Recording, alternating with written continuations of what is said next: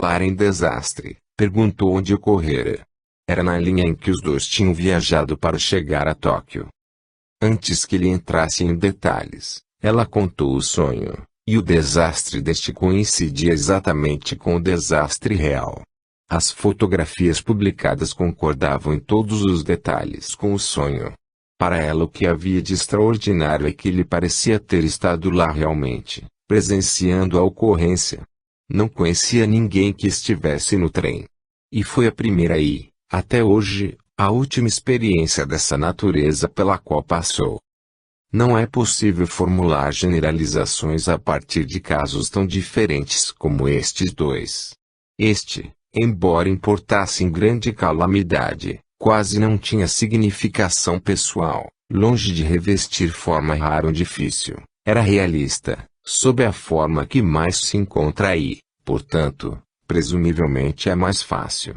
Todavia, o evento representou grande crise para muita gente, embora não para quem sonhou. Às vezes nem mesmo isso acontece. O evento pode deixar de representar crise para qualquer pessoa, não tendo mesmo qualquer significação particular. Em 1943 uma senhora que agora vive na Califórnia, mas que então se encontrava no Oregon, sonhou, conforme conta, que ajudava meu tio e tia a fazer a mudança, no mesmo edifício, de um pavimento inferior para outro superior. Eu e o tio encontrávamos-nos em uma escada estreita em grande dificuldade para transportar duas peças grandes da mobília, primeiro uma depois outra.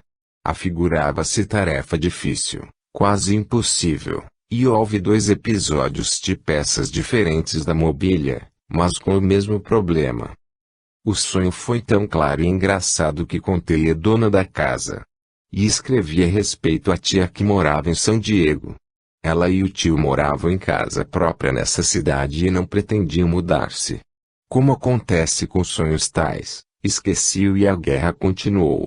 Quando meu marido foi para o teatro da guerra, mudei-me para São Diego. Meus tios tinham vendido a casa e moravam em um apartamento térreo. Minha tia me garantiu que ficariam nele até mudar para cima, porque não lhe agradava estar por baixo em um prédio de apartamentos. Foi somente quando ajudava a transportar o divã pela escada dos fundos, estreita, com corrimão de madeira, que me lembrei de repente do sonho. Pousei à extremidade do divã e quase desmaiei. Meu tio perguntou o que acontecera.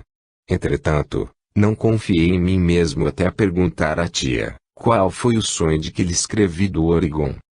Acho que foi a experiência mais profunda, embora na aparência completamente sem significação, que poderia ter tido, verificar a realização de tal sonho.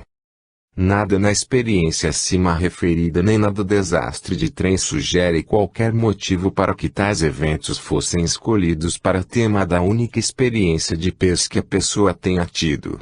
Presumivelmente alguma corrente subconsciente incerta e obscura as motivou, mas não é possível ter qualquer ideia do que foi ou porquê. Nota-se, porém, ao considerar em conjunto todas essas experiências solitárias que revelam pouca regularidade. Cada qual é diferente. Os eventos a que se referem percorrem toda a escala desde o envolvimento pessoal forte à frivolidade, variando por igual amplamente as formas com que se apresentam. Sabemos, contudo, que as pessoas também eram diferentes.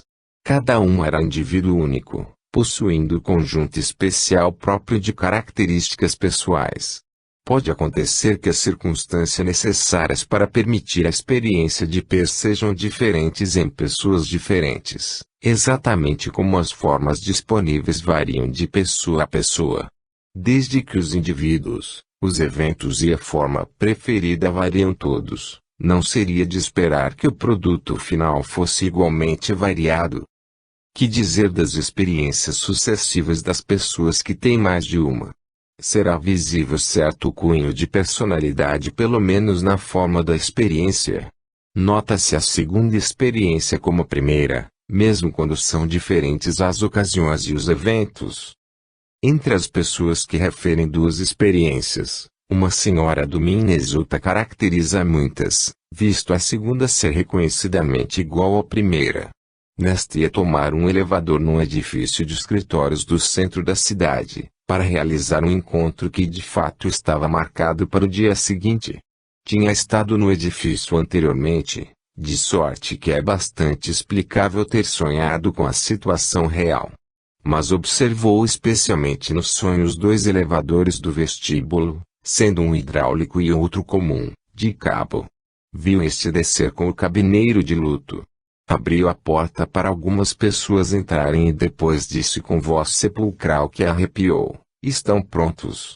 E aí o sonho acabou. Naquela manhã, durante o café contou o sonho. Os filhos queriam saber o que era elevador hidráulico. Na conversa que se seguiu o sonho ficou inteiramente esquecido, embora o marido tivesse dito quando partia de automóvel: "Não se esqueça de tomar o elevador hidráulico." Quando chegou ao vestíbulo, o elevador de cabo desceu. O cabineiro trazia o uniforme de costume e não o traje de luto do sonho. Diversas pessoas entraram e ela começara a dirigir-se para ele quando, conforme diz, lembrei-me daquele sonho tolo, de sorte que parei e o cabineiro perguntou com voz agradável perfeitamente natural: "Não quer vir?" Respondi: "Não" e dirigi-me para a portaria do vestíbulo. Quando outro elevador desceu, entrei. Ao subirmos, passamos pelo outro retido entre dois andares. Foi preciso algum tempo para remediar a dificuldade. Ninguém se machucou, mas fiquei satisfeita em não tê-lo tomado. O traje de luto e a voz sepulcral mostram, ao que parece, espírito pronto a transformar qualquer material disponível em algo de interessante, talvez um tanto mórbido. O incidente pendia para aspecto trivial, devendo acontecer no dia seguinte. Na segunda experiência, lembra-se, sonhei que estava dirigindo o carro por uma estrada da zona rural quando vi um homem caído em um valo. Tinha somente as calças esfarrapadas. No sonho pensei que devia estar morto, pois não havia razão para estar ali deitado daquela maneira. Mas nesse momento levantou-se, voltou-se e olhou para mim. Aí acordei.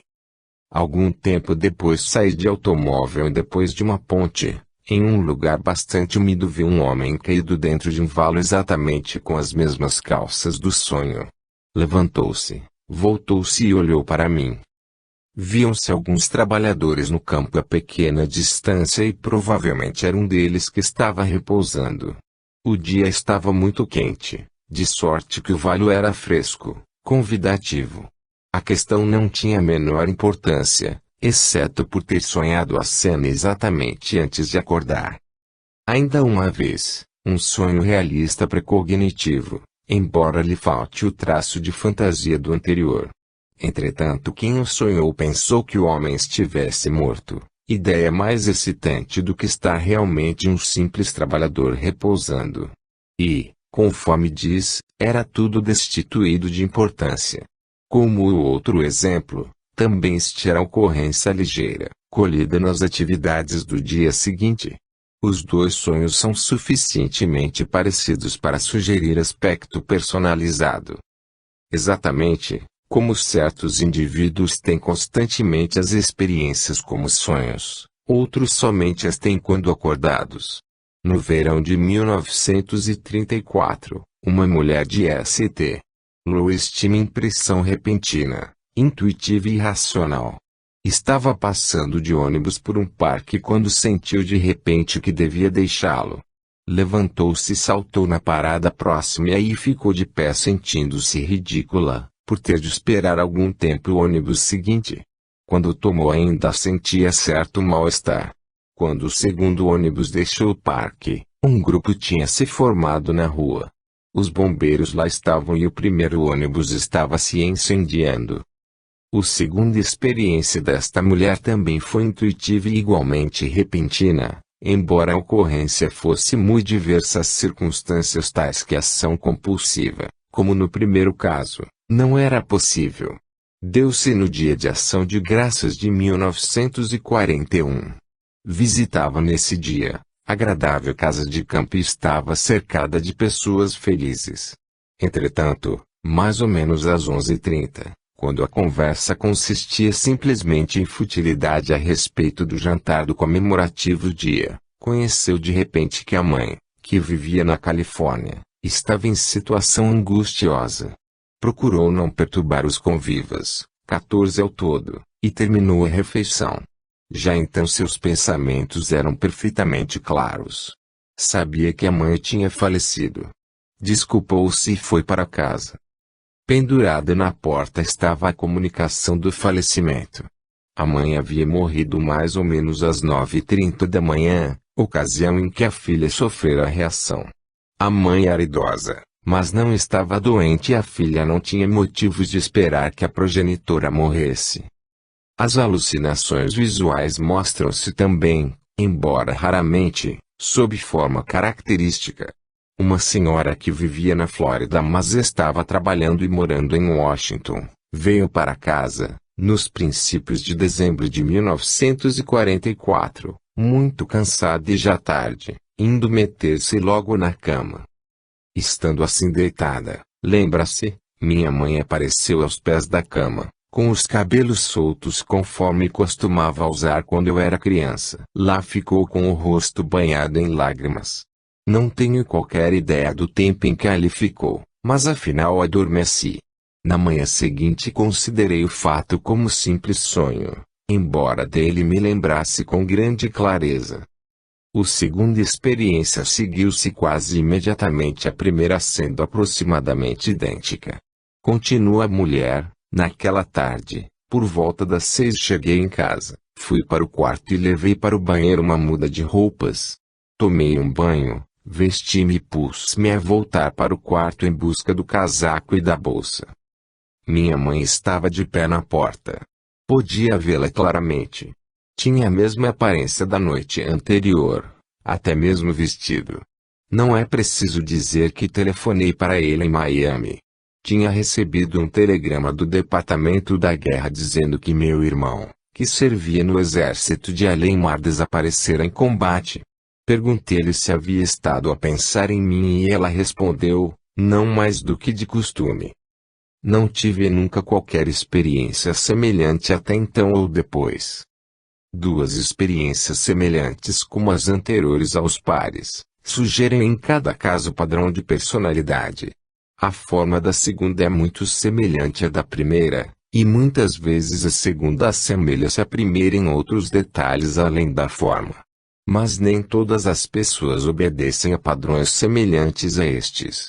Se assim acontecesse, seria mais evidente a impressão da personalidade própria na experiência de maneira característica. Em certas pessoas, a forma da experiência mais recente pode ser inteiramente diferente da primeira. Em março de 1944, uma senhora estando solicitando um emprego, tendo o espírito inteiramente absorvido no preenchimento de um questionário, quando por uma intuição repentina, soube, conforme diz, que algo de terrível ocorrera a alguém da família.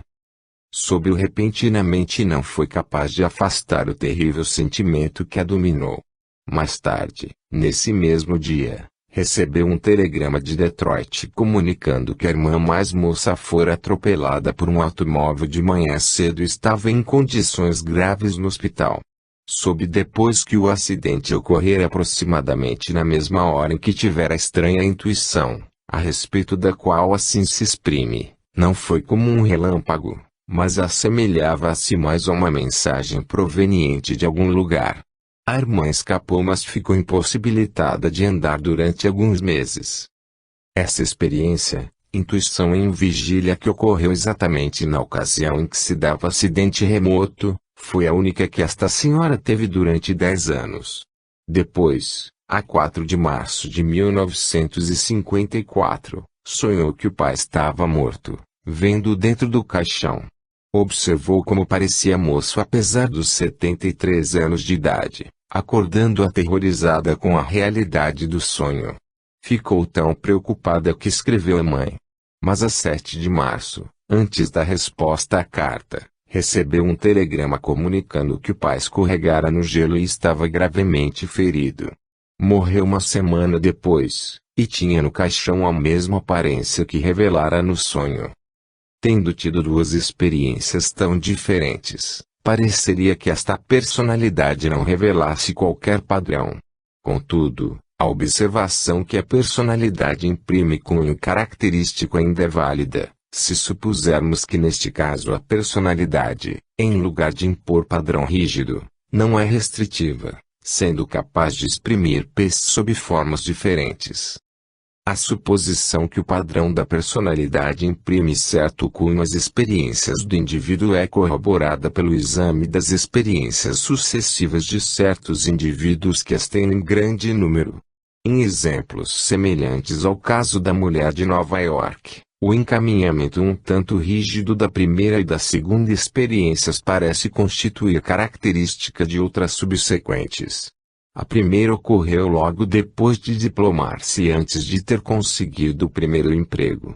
Sonhou que se encontrava em um cômodo estranho entre estranhos, vendo pessoas a trabalhar com aparelhamento estranho. Viu a disposição do cômodo tão claramente que alguns meses depois, ao entrar no laboratório da fábrica do ponte no qual se empregara, sentiu ter lá estado antes, vindo-lhe então o sonho ao espírito. Era exatamente o sonho, muito embora não tivesse conhecido nenhuma das pessoas que lá trabalhavam, nem me houvessem feito qualquer descrição do laboratório antes de ter entrado nele. Na segunda, uns 3 anos depois sonhei que estava em um grande edifício, de pé na escada falando a 3 homens, meu marido, o sogro e outro cujas feições não distinguia. Conversávamos muito preocupados com certo assunto. Acordei chorando e disse a meu marido que minha irmã precisava de uma transfusão de sangue. Disse, contudo, antes de estar completamente acordada. Cerca de 1 ano depois, encontrava-me de pé na escada de um hospital conversando com meu marido, o sogro e meu cunhado a respeito da grave moléstia de minha cunhada. Estávamos nas posições que tinha visto. Meu marido tinha sido chamado ao hospital para fazer a transfusão. Ela morreu alguns dias depois. E agora a terceira. Há 13 meses sonhei com a morte de bom vizinho e amigo íntimo, de 34 anos e pai de 4 filhos menores. Vi-o no sonho dentro do caixão na sala de estar. Os filhos entravam e saíam e perguntavam à mãe se eu não os podia levar para casa. Quando acordei, contei a meu marido porque ele sabia dos outros sonhos e este me atemorizava. Disse que me esforçasse por esquecê-lo e não falasse a respeito. 3 meses depois o vizinho sofreu um ataque cardíaco muito sério. Trouxe comigo as crianças para casa. Tenho tido outros sonhos menos importantes que se realizaram mais tarde, às vezes uma semana depois, outras alguns meses. As outras experiências desta pessoa obedecem de perto ao mesmo padrão, sendo todas elas sonhos realistas precognitivos. Entre as pessoas que têm muitas experiências, as de algumas revelam certo grau de variação. Nestas, embora seja mais difícil distinguir o cunho da personalidade, ainda se observam semelhanças. Outra mulher, de New Jersey, refere longa série de experiências. Eram todas iguais sob 2 aspectos, todas ocorreram quando estava acordada e todas foram precognitivas. Aí acaba, porém, a semelhança rigorosa. Algumas experiências, que começaram na infância, eram intuições. No primeiro exemplo, sabia simplesmente que ficaria machucada em uma expedição ao longo da costa. Acabou com uma perna quebrada. Outras experiências posteriores afastam-se mais do que seria de esperar. Uma vez vi uma mulher andando em segurança por um passeio. Certo sentimento interior dizia-me que ela seria atropelada por um carro. Poucos quarteirões adiante estava caída ao chão, a gemer, com uma perna quebrada. Um carro a atropelara quando desceu do meio-fio. Alguns anos depois sobreveio a experiência de forma um tanto diferente.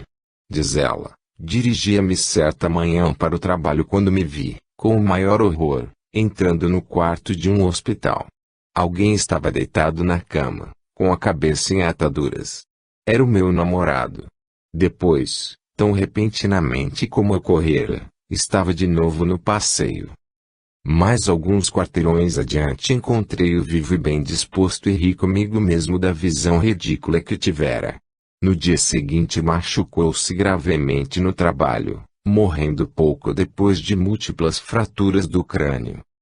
O tipo de visão representativa em experiência em vigília não se tornou, contudo, padrão exclusivo, visto ocorrer alguns anos depois outro tipo intuitivo, ao qual assim se refere. Um dia minha tia chamou-me quando estava passando por uma rua.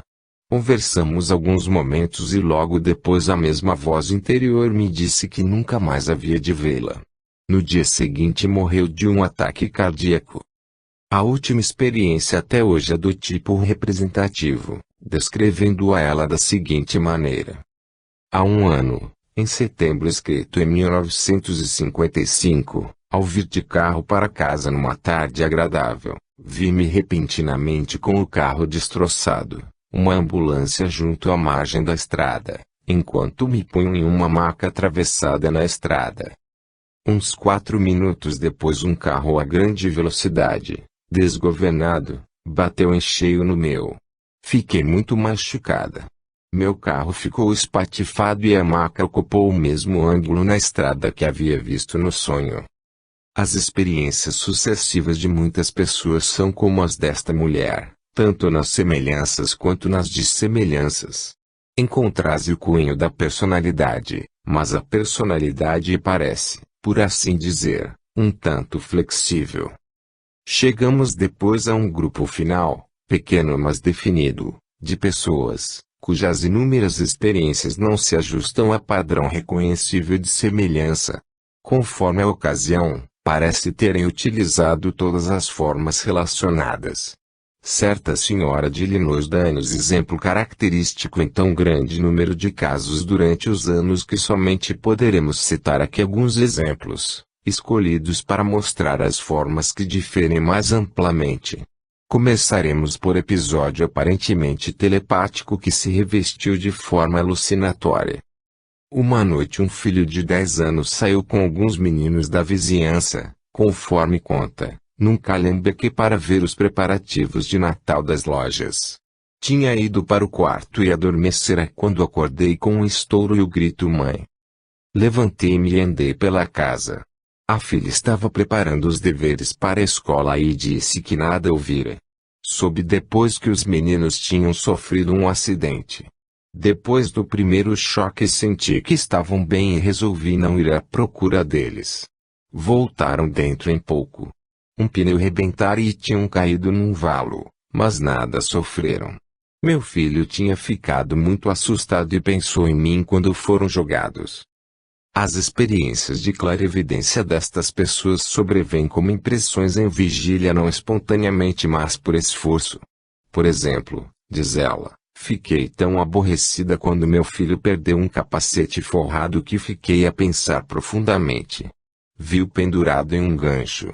Vi uma porção de ganchos em altura um tanto grande. Pensei, uma escola. Os ganchos estavam muito em cima. Vi um vestíbulo e pensei, uma igreja. Mas tínhamos indagado e lá não estava. Todavia, mandei meu filho procurar uma fileira de ganchos que estivesse bem alto em um vestíbulo onde adultos pendurassem sobretudos. E lá estava o capacete. Teve outras experiências em vigília, por outro lado, inteiramente espontâneas e intuitivas. Escreve a respeito de uma, pouco depois de 17 de fevereiro de 1944, comunicaram à vizinha que um filho, por nome James, que servia no exército, desaparecera em combate. Não recebeu mais qualquer notícia mas sabia que tinha combatido na Itália. Escreveu pedindo informações para diversos lugares sem resultado. Alguns dias depois de finados, em 1945, apanhei um jornal que trazia fotografias de cerimônias realizadas em um cemitério perto do campo de batalha da cabeça de Ponte de Anzio, do 5º Exército. Contemplei atentamente a fotografia de centenas de cruzes e comecei a chorar. Apoderou-se de mim certo sentimento de certeza, Jimmy está enterrado aqui. Contra a vontade de meu marido, porque parecia absurdo, Escrevi ao comandante da localidade mencionada, perguntando se poderia verificar se Jim Mila estava enterrado. A 10 de julho de 1945 recebi a resposta, que entreguei à mãe do rapaz falecido, dizendo que mandara dar busca e verificara que James Acela estava enterrado e que mandaria fotografias da cruz com o nome dele. Investigações posteriores revelaram os erros das anotações que impediram chegassem aos pais as notícias do falecimento e do lugar em que estava enterrado. Descobrira-se realmente o túmulo por meio de intuição clarividente. Vem em seguida as experiências precognitivas dessa senhora. Um dos exemplos mais simples consistia em sonho repetido que chamava sonho agradável. Costumava dizer a meus filhos que tinha tido mais uma vez um sonho agradável. Meu maior desejo era ter um piano, tão difícil de realizar como possuir um iate. O sonho, enorme espaço no ar dividido em compartimentos, cada um com um piano. Corria de um a outro, tocando em todos, encantada por me ver tocando depois de 17 anos. Afinal vi um especial. Este tinha de ser meu. Nenhum outro me satisfaria. Teve estes sonhos antes de 1948, quando a família ainda não estava em Illinois.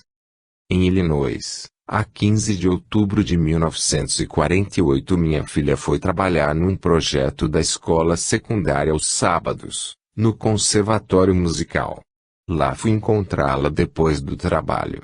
Neste local, a 1.200 quilômetros do lugar onde tivera os sonhos, encontra-se enorme espaço no ar, um segundo andar inteiro. Aí se encontram 9 estúdios para piano, canto e dança, cada um com um piano. Experimentei-os todos. Gostaria imenso de ter um certo entre eles. Era um Wurlitzer. O dono da escola vai comprar um por preço de atacado para mim como favor especial. A relação das experiências desta senhora, como exemplificam as experiências acima, compreende praticamente a série inteira de formas e tipos de P's.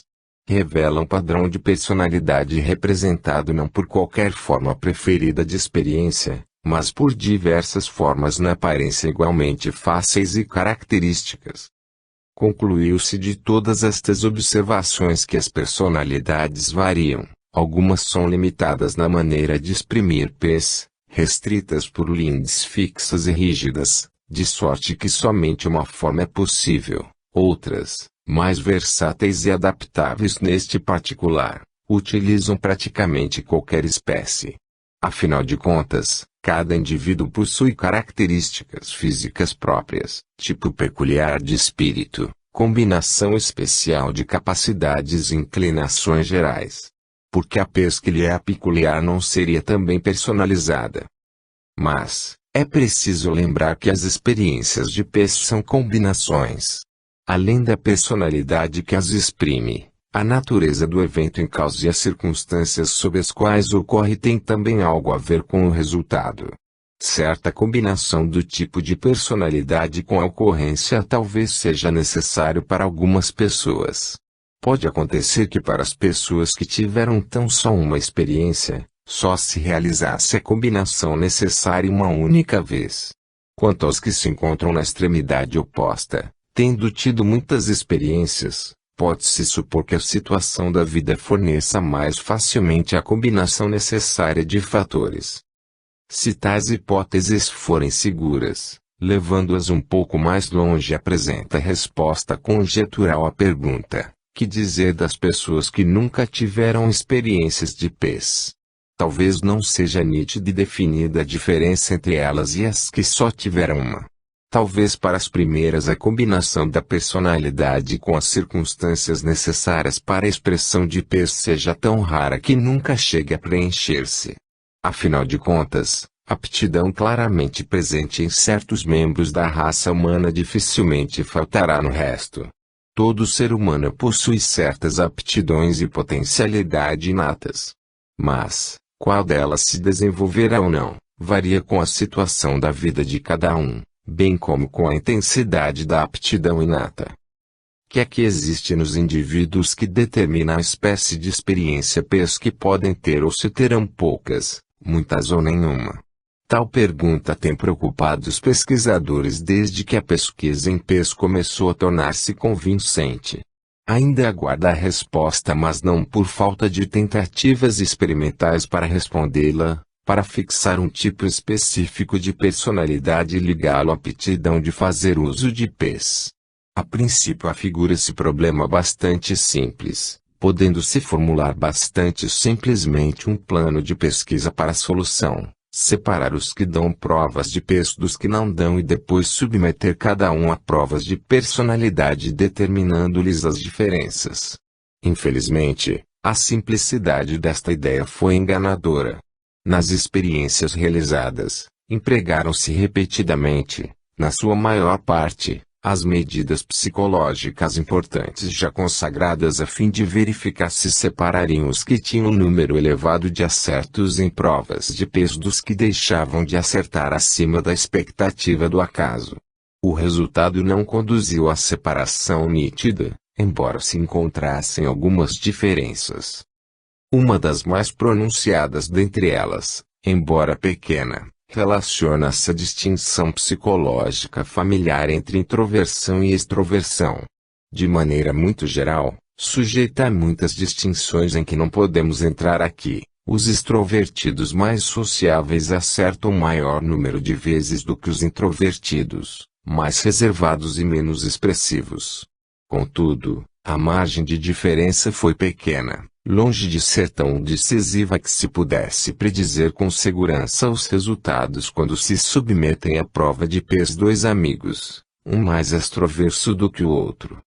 Determinou-se um critério que distingue até certo ponto entre os sujeitos de PES que acertam muito ou pouco, embora não seja exatamente medida de personalidade. Consiste em saber se o sujeito acredita ou não em PES.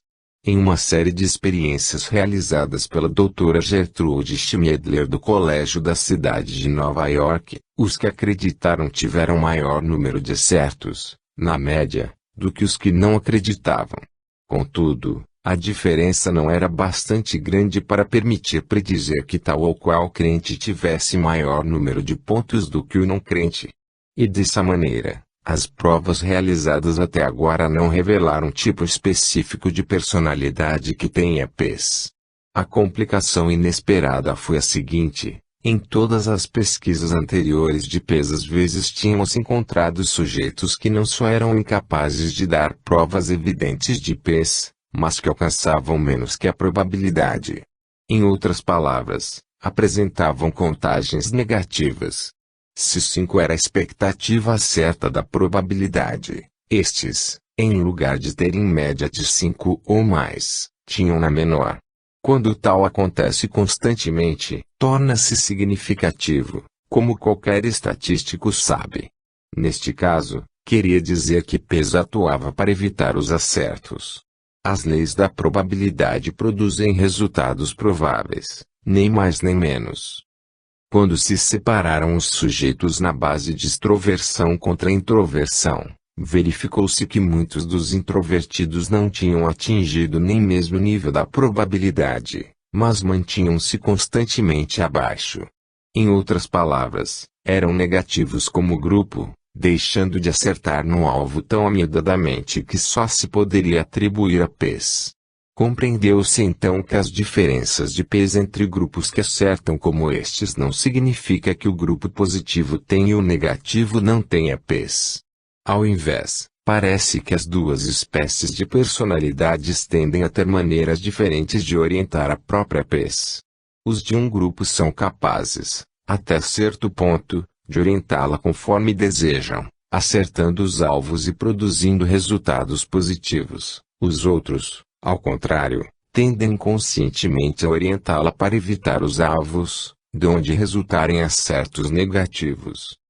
A pesquisa do assunto ainda se encontra nessa situação. A separação dos sujeitos na base de diferenças de personalidade é capaz de proporcionar alguma indicação quanto a acertar ou não o sujeito, mas não demonstra necessariamente qual o volume de PES que possui ou se tem ou não aptidão psi. Se, contudo, Todos têm psi, tal será o resultado de esperar-se. Certos aspectos da personalidade tendem a favorecer-lhe a expressão, enquanto outros lhe são contrários, ou a invertem. Poderá acontecer que outras medidas da personalidade diferentes das que se aplicam até agora revelem outras relações, como por exemplo o motivo da variação das formas de expressão, certas pessoas tendo sonhos, outras intuições, etc. Afinal de contas, as medidas da personalidade utilizadas até agora foram criadas pelos psicólogos para fins diferentes da realização de discriminações como relação a pés. São sapatos feitos para pés diferentes, e não para os de pés ainda não medidos. O trabalho de medir ainda está um pouco longe. Até que a medida ultrapasse o estádio atual, a resposta à pergunta que há tanto tempo formulamos, quem tem pés? Só poderá ser conjectural. Seria, potencialmente todo mundo. Mas tal resposta naturalmente ainda não está provada. Terá somente de aguardar confirmação ou rejeição que o futuro traga, quando se tiver deslindado a meada embaraçada de fatores que atuam em cada personalidade, especialmente quando se desembaraçarem melhor os que atuam sobre o inconsciente. 11. Será possível evitar perigo pré-conhecido. Desde que se reconheça que sob certas condições é possível conhecer de antemão o futuro, apresenta-se logo uma pergunta ao espírito. Será possível evitar perigo previsto? A resposta é particularmente importante para quem quer que tenha uma experiência suscetível de ser visão prévia de catástrofe por vir. Se a impressão consiste em genuíno exemplo de precognição, a calamidade terá de ocorrer independentemente do que fizer o indivíduo. As pessoas e as circunstâncias diferem somente pela consideração de grande número. Será possível imaginar o que realmente acontece. Há pessoas que nada poderão fazer para evitar uma catástrofe. Esquecerão talvez o aviso, como aconteceu com o homem do Maine. Tinha um filho de 14 anos, por nome Walter, que estava passando o verão com um amigo que vivia a menos de 2 quilômetros da loja do pai. Walter sabia nadar e ia muitas vezes com os amigos ao rio próximo. Certa noite o pai teve um sonho. Imaginou que Walter tinha ido nadar acima da barragem onde havia uma grande árvore e perecer afogado.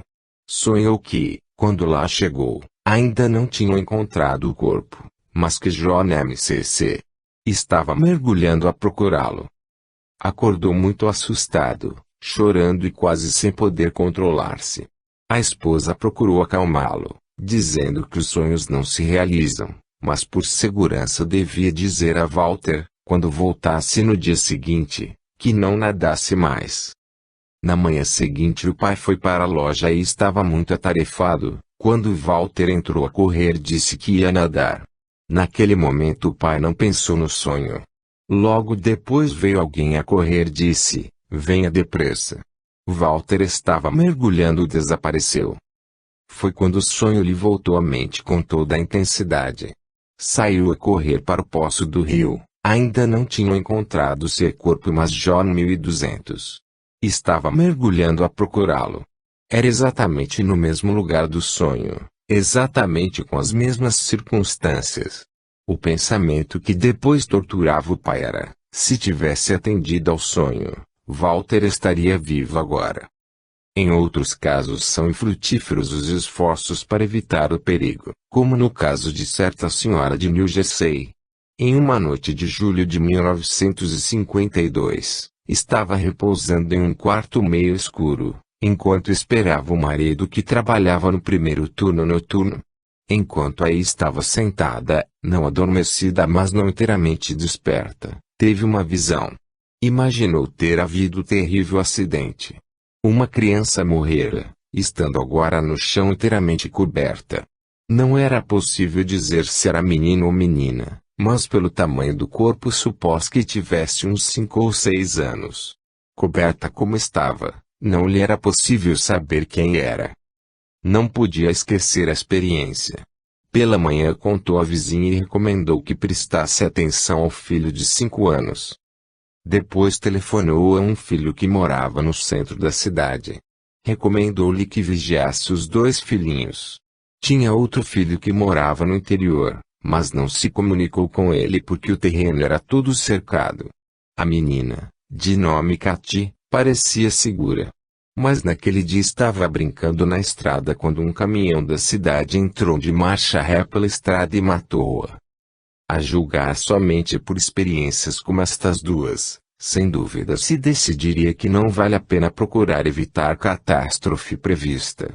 O que for soará e nenhuma tentativa para evitar o acontecimento vindouro é capaz de dar resultado. Atitude verdadeiramente fatalista.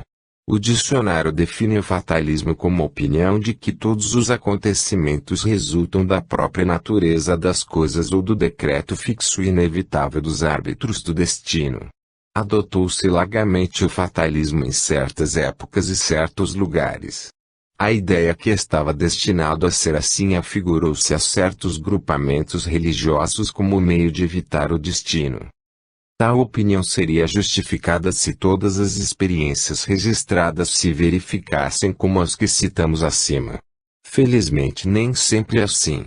Quando se examina a cena mais ampla, vê-se que não é tão austera nem tão desagradável. Teorias filosóficas e religiosas procuram saber se o universo é fixo e imutável.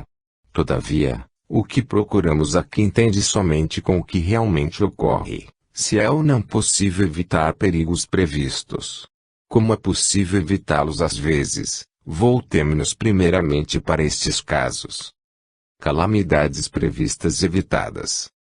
A ideia que é possível prever um acontecimento que depois não ocorre, afigura-se uma contradição nos termos. As situações da vida não são acontecimentos simples de um único elemento, mas se constituem de uma combinação de elementos. O que acontece realmente é não ocorrer certa parte de acontecimento complexo previsto. Ação de certa espécie o impede. Pode haver diversos motivos para a ação. Às vezes é quase intuitiva, realizando-se sem deliberação ou reconhecimento de ser verdadeira a impressão que a ela conduziu. No estado de Washington, uma jovem senhora ficou tão assustada com um sonho aterrador que teve, que se viu obrigada a acordar o marido para contar-lhe. Sonhara que um grande candelabro ornamental que estava pendurado sobre o berço de um filhinho no quarto ao lado caíra sobre o berço e esmagara a criancinha matando-a. Pôde ver no sonho a si própria e ao marido contemplando o desastre. O relógio que estava sobre a cômoda no quarto da criança indicava 4h35. Ouve à distância a chuva batendo na janela envidraçada e o vento soprando. Mas o marido riu do sonho. Disse que era tolice, que o esquecesse e fosse dormir novamente, e o mesmo fez em alguns minutos mais. Ela, porém, não pôde conciliar o sono. Finalmente, ainda assustada, levantou-se, foi ao quarto da criança e a trouxe para perto de si. Ao voltar parou para olhar pela janela e viu a lua cheia, o tempo calmo e inteiramente diferente do sonho. Depois, embora se sentindo um pouco ridícula, voltou para a cama com a criança. 2 horas depois acordaram com um barulho tremendo. Ela pulou da cama, seguida pelo marido, ambos correndo ao quarto vizinho. Lá estava o candelabro em cima do leito, onde a criancinha estaria dormindo. Entreolharam-se e depois procuraram ver o relógio. Eram 4h35. Ainda um pouco céticos escutaram. Era o ruído da chuva contra os vidros e o vento zumbindo lá fora. Em outras situações, reconhece-se a verdade possível da impressão e ação que se realiza em consequência inteiramente refletida. Uma senhora de Maryland sonhou que o filhinho, que dava os primeiros passos, acompanhava 2 escoteiros, cujos rostos viu claramente no sonho, até a margem de um riacho próximo. A criancinha caiu no riacho e afogou-se. Na manhã seguinte os mesmos escoteiros com quem sonhara, e que não conhecia nem vira nunca, estavam sentados no meio-fio do gramado da frente da casa. Que fez ela? A solução foi muito simples. Disse: meu filho não saiu de casa naquele dia.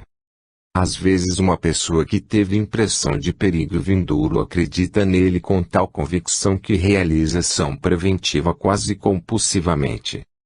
Durante a Primeira Guerra Mundial, o marido de uma senhora da Califórnia era primeiro maquinista de uma companhia de vapores. Tinha viajado durante quase 3 meses, quando ela recebeu comunicação que devia ir a Filadélfia para encontrá-lo. Partiu e, conforme se lembra, ao chegar a Filadélfia visitei o escritório da companhia.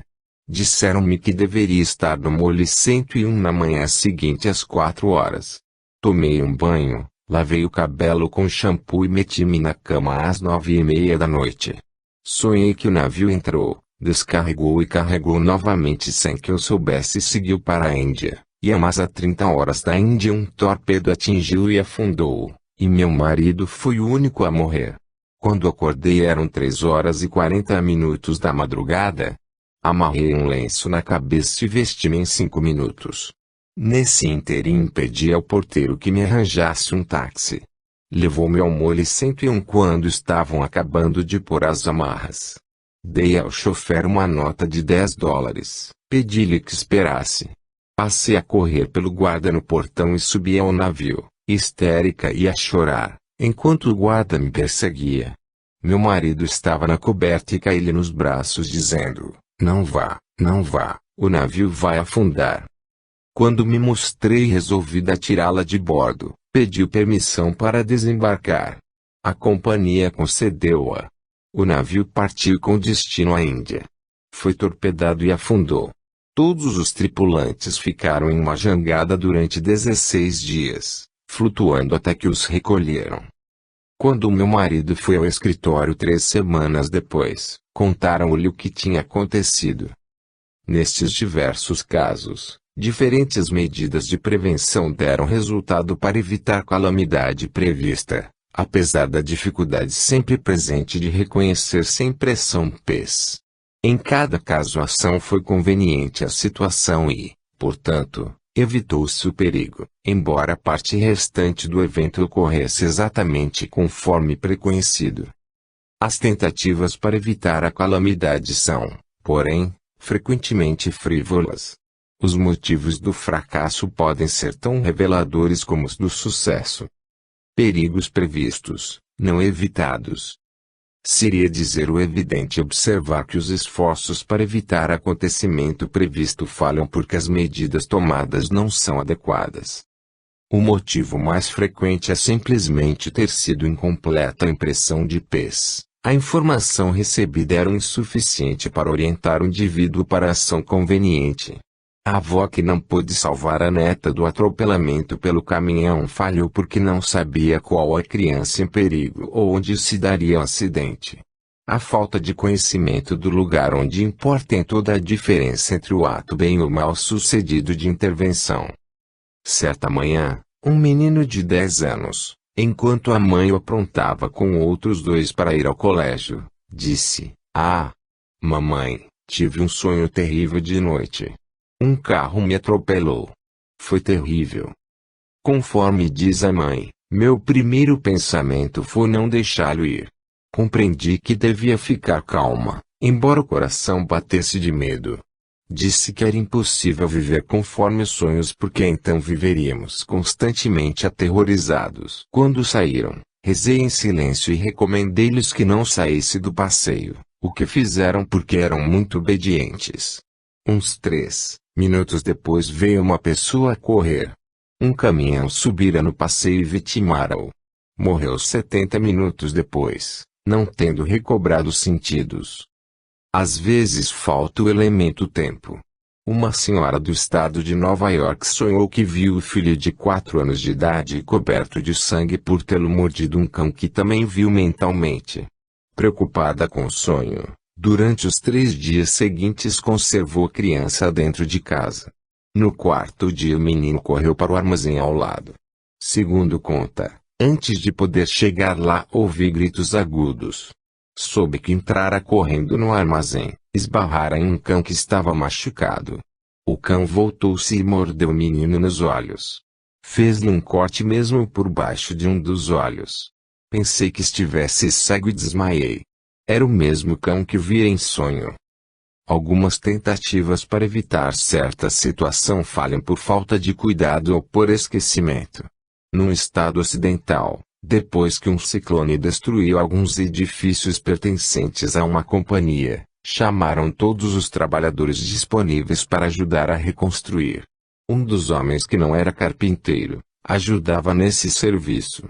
Lembra-se, cedo, certa manhã, 2 semanas depois de ter começado a trabalhar, subi por uma escada até o terceiro nível dos andaimes e quando pisava nas tábuas veio-me ao espírito um quadro nítido que me intrigou durante alguns minutos.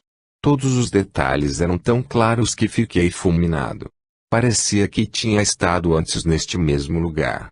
Até mesmo o desenho da parede e o motivo dos painéis eram idênticos.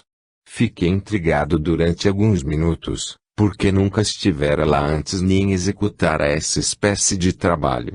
Finalmente compreendi. Sonhara alguns meses antes. Naturalmente lembrou-se em detalhe do sonho, daí por diante nele caiu, machucou-se e foi para o hospital em ambulância. Desci imediatamente a escada para o andar inferior. Procurei o mestre e disse-lhe que não me sentia disposto a trabalhar lá em cima, de sorte que me deu a tarefa de preparar uma porta corrediça numa extremidade do edifício. Daqui em diante contarei o que aconteceu, porque foi como se estivesse obedecendo a um documento escrito. Por volta das 11 horas, tendo esquecido o sonho, subi no andaime do primeiro andar para pregar alguns blocos. Ao atravessar o andaime, uma tábua quebrou-se de repente em 3 pedaços e caí de uns 2 metros batendo com as costas numa soleira de concreto. A pancada nos rins paralisou-me temporariamente das cadeiras para baixo. Puseram-me em um lençol até chegar a ambulância. Estive 15 dias no hospital. O motivo mais comum de malogro, depois da informação insuficiente ou do esquecimento, é não ter a pessoa controle completo da situação e, portanto, a despeito de esforços, não realizar a ação necessária. Um motivo para a falta de controle se verifica quando é necessária a cooperação de terceiro, que entretanto não a presta. O reverendo D. da Austrália, escreve, meu pai tinha uma amiga de nome T com o qual costumava sair para caçar. Certo ano combinaram fazer uma caçada na Sexta-feira Santa. Minha mãe e a senhora T não gostaram da combinação, achando que não estava de acordo com esse dia sagrado. Contudo, os dois teimaram, recusando adiar o divertimento. Às 7:30 da manhã, hora em que o senhor T devia chegar à nossa casa, não apareceu, de sorte que mandaram meu irmão indagar o motivo. Ao chegar na casa de T encontrou a senhora T suplicando ao marido que não fosse. Na noite anterior tivera um sonho em que viu, quando estava à porta da casa, uma carroça puxada por um cavalo branco e dentro dela o marido. O senhor T, quando viu meu irmão, desprezou o pedido dela e os dois partiram para a excursão. Ao meio-dia pararam perto de um riacho. Depois de ter comido os sanduíches, o senhor T inclinou-se para beber um pouco de água. Ao fazê-lo, empurrou a espingarda e o gatilho bateu em uma pedra e a arma disparou. Pulou para trás gritando, estou ferido. Meu pai deitou-o de costas com todo cuidado indo logo buscar auxílio. Encontrou perto um homem com uma carroça puxada por um cavalo branco. Puseram o ferido dentro da carroça e dirigiram-se para a cidade. Quando se aproximavam dos arrabaldos, meu pai pediu ao cocheiro que não passasse pela rua em que morava o senhor T. Contudo, enganou-se no caminho e entrou por essa rua. Quando se aproximava da casa, a senhora T. estava na porta. Vendo a carroça desmaiou. O senhor T. morreu no hospital naquela noite. Muitas experiências precognitivas relacionam-se a situações complicadas compreendendo pessoas e acontecimentos que o sujeito dificilmente esperaria controlar. Assim acontece particularmente quando o acontecimento é de interesse público mais do que puramente pessoal. Certa senhora de Nova York acordou pela manhã sentindo-se muito deprimida com um sonho mau. Tinha visto claramente um avião despedaçar-se na praia de um lago e a terceira casa na beira da estrada pegando fogo. Dentro dele estava somente um homem que pereceu queimado. Tentei escrever naquela manhã 2 cartas que estavam para responder, mas só sabia contar o desastre e que a bomba contra incêndios iria pelo canal, chegando tarde perto do avião. O sonho era tão claro que eu tinha consciência de todos os aviões que levantaram voo naquele dia. De tarde estava perto do fogão elétrico preparando um prato para o jantar, quando disse: "É este o avião, o que vai cair.